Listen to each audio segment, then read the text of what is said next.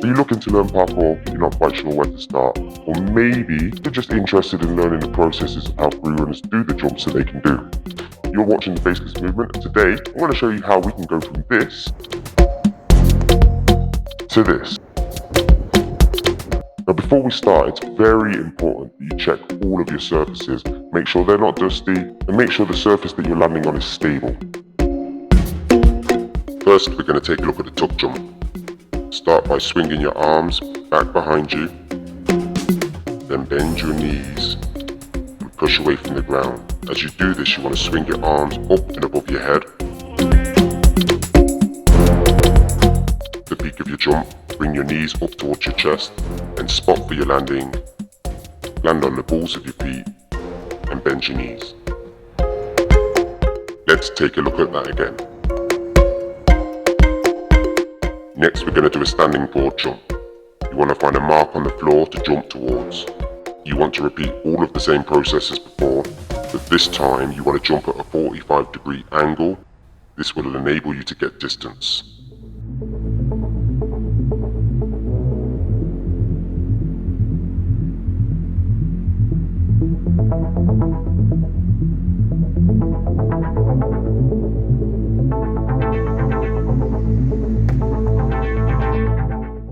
Let's have a look at both of those side by side for a comparison.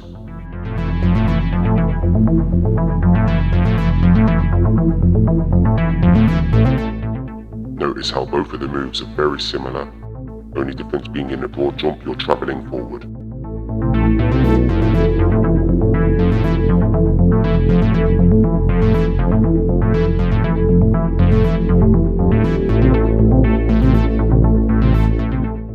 The next step is to find yourself a low object to jump to. A curb would be ideal. Repeat the same process as before, this time landing on the balls of your feet on the edge of the object. Try to stick the landing.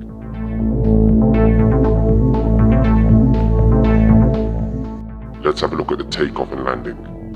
When taking off, you want to have your toes slightly in front of the object you're taking off from. Push off the curve, this will maximize your distance and power.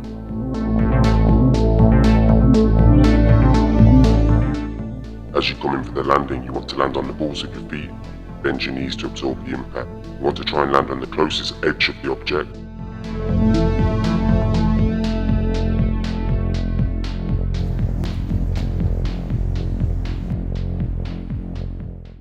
Next, you want to go for the precision jump. Try and find two curbs or two low objects to make it safe.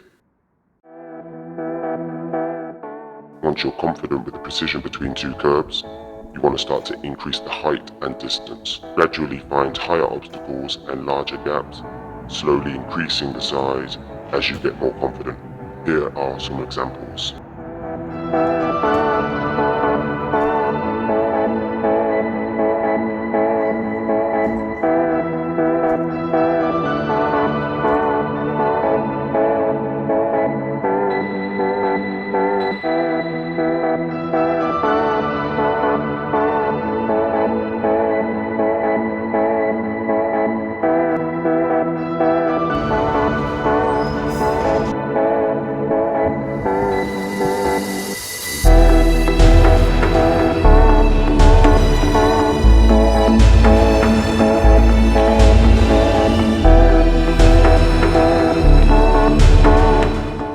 Once you're confident with the precision, you can start to look at trying to go from a high obstacle to a low obstacle.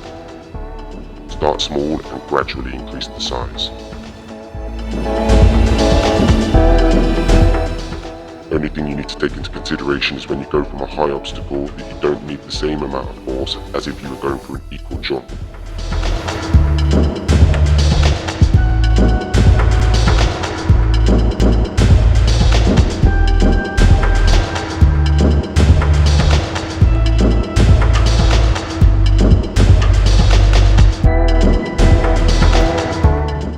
Next, you can link two precisions together. This is called a plyo.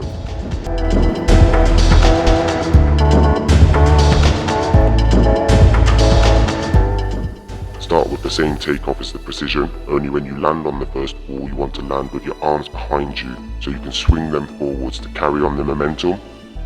then finally landing on the next wall.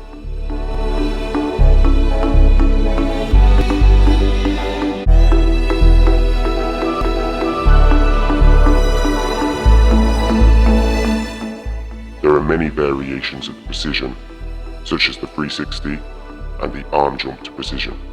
If you would like to learn any of these, make sure you subscribe to the channel and like this video.